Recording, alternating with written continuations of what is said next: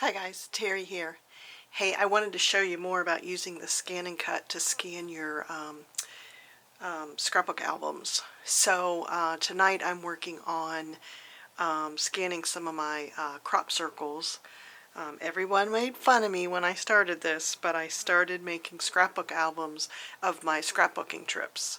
So I'm on my third scrapbook album. And so I simply take the albums apart.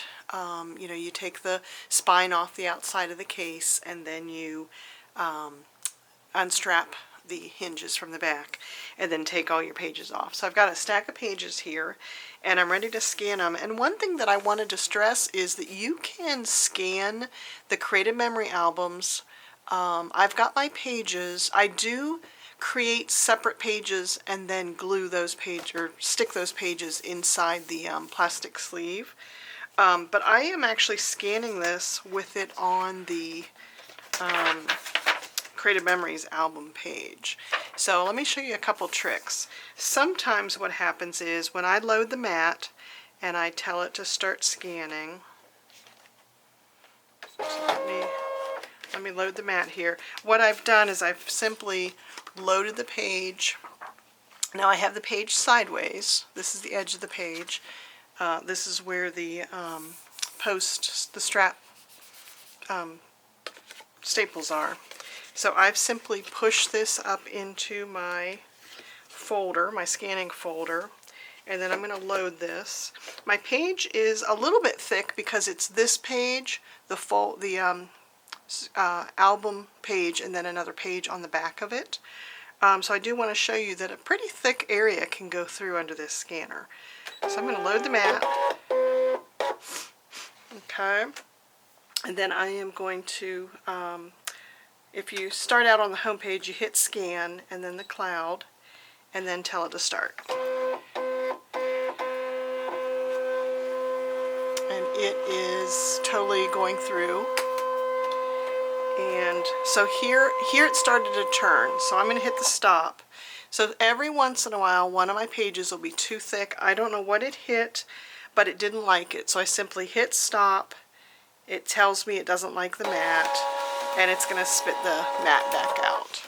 So when that happens, I'll either reposition it, or I will decide to take that page off of the Creative Memory page, which isn't a problem. Sliding it out, I don't have them all glued down, so I can then simply load this into my page. I've got some letters here that maybe that's what it was hitting, and that caused it to not like all those layers.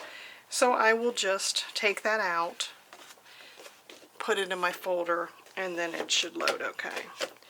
So I'll load the mat again,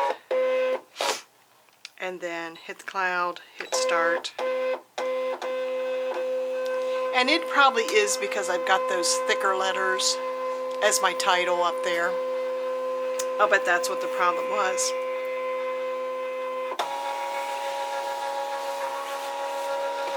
So it's got that, and then it's transferring. So then let's hop over to the computer and I'll show you that part. Okay, I have opened up Brother Canvas Workspace, and I've told my machine to scan. You saw that part. And now inside the software, I'm simply hitting File, Import from your cutting machine, Scanned Image. And that is going to bring in the page that I just scanned. Here's those big chunky letters that I had at the top of it. So I'm going to click once so that I don't have that blue box around the image. I've also increased the zoom level to just 70% because I'm going to hit my print screen button, and then I'm going to simply open up Paint. Now you use whatever software you're comfortable using, but for me it's Paint because there's no way from the Canvas workspace to export a JPEG. You can export shapes, but you can't export a JPEG, and that's what we're doing. We're using that 12 by 12 scanner to scan this whole page, right? So we want to save it as a JPEG. So I've hit my print screen, I've opened up Paint, I've pasted it into Paint, and now I'm going to crop because I simply want the part that is inside this red dotted line. So there's my page.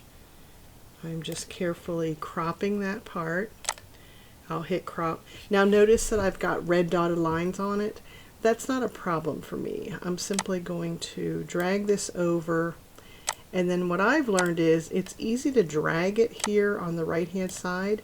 So I'm simply rotating my picture, and if I had taken more time with my cropping selection, I wouldn't need to do this, but I wanted you guys to see this, that if you simply rotate it and then move that line over, it just goes quicker. And then I'll rotate it one more time. So I'm going to save this file here, and I know that this is my crop circles book, and this layout is from October of 2019, and I'm just going to call it Lodge. When I'm naming my files, I use the some designation at the beginning of it to know which album it is, and then I've got the date, and then maybe some little simple subject there. So by putting the date in there, and especially by doing the year first, when I sort my pictures to make my movie, or even just sorting my pictures in order in that album, they'll sort by date order. Okay, so there I've got that saved. So what I'm learning by scanning more and more of my albums, this is my third one that I'm on, it goes quicker as you get more practice with it. And one thing I learned was my, let me send this one over.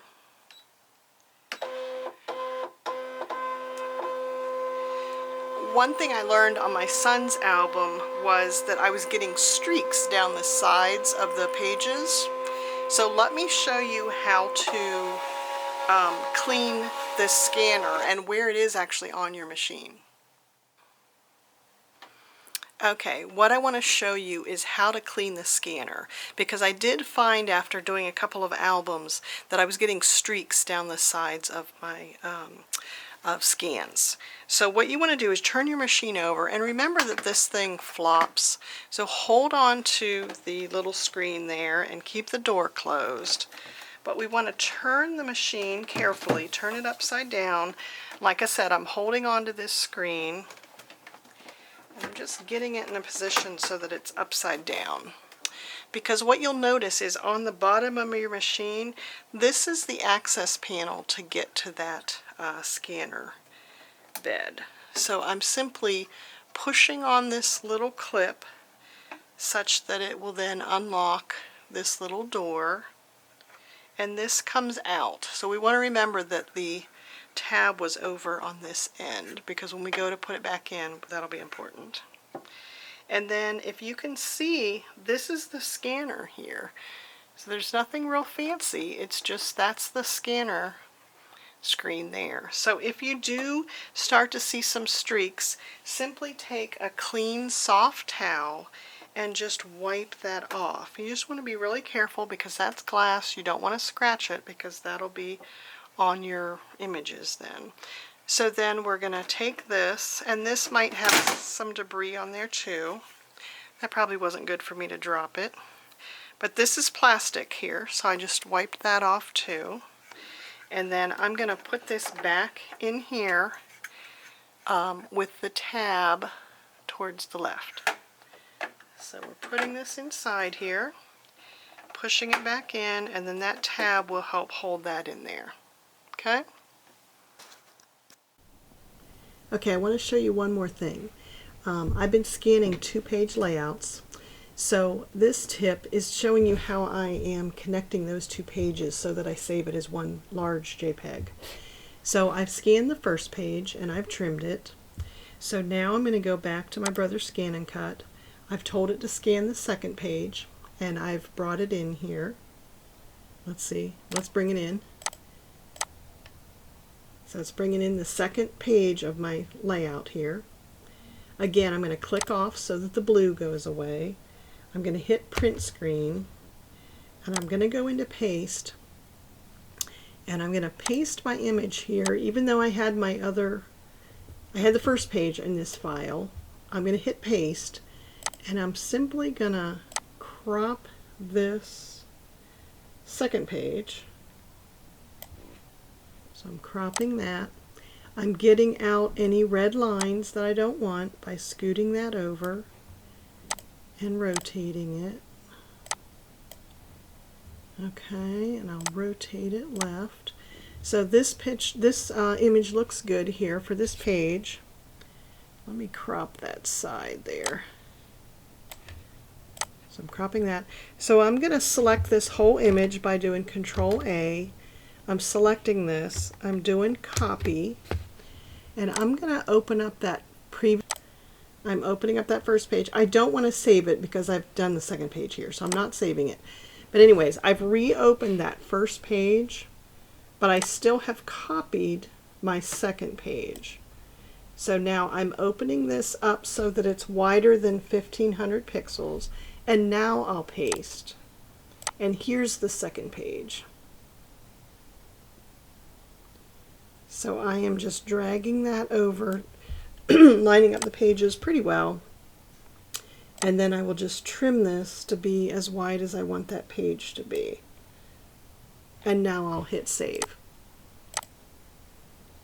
Okay, so if I look out on my drive now, I will see, if I have where I've downloaded these files, I have these as two-page layouts. So in other words, I scanned the first page, cropped it, named the file, and then I went and got the second page, cropped it, did a copy, opened up the first file, widened it, and pasted the second page. So you figure out what process works for you, but that way I've got, you also could have saved them individually as separate files. But I do like stitching the two of them together so that I have one image there. So I've got that one. I want to thank you guys for all the wonderful questions that you're asking down in the comments of these videos. I think people are very interested in this. It's a great way to save the legacy of your albums. I'm loving using my Brother Scan and Cut for scanning 12 by 12 pages. So I hope these videos help. I'll keep the tips coming. I think it's just a wonderful way that we can digitize our books and have both a safe backup of them and then also make them so that we can send links out to them and people can look at them. Either save them digitally as just files to look at or put them together using some type of editing software. I use Filmora. I love bringing in all those files. I sort them by their name, which when I've date ordered them, they go in that order, and then I save that as a movie. So that's working well for me. I upload it to YouTube, and then I can share that with my family. So, you know, I think there's going to be a lot of options, and if you've found something that works for you, please put it down in the comments, because I think through this, we can create a community where we're all using our Brother Scan and Cut to scan our albums and learn from each other. So thanks for watching. Subscribe, because I'm going to keep the tips coming. And I will talk to you guys later. Have a great week.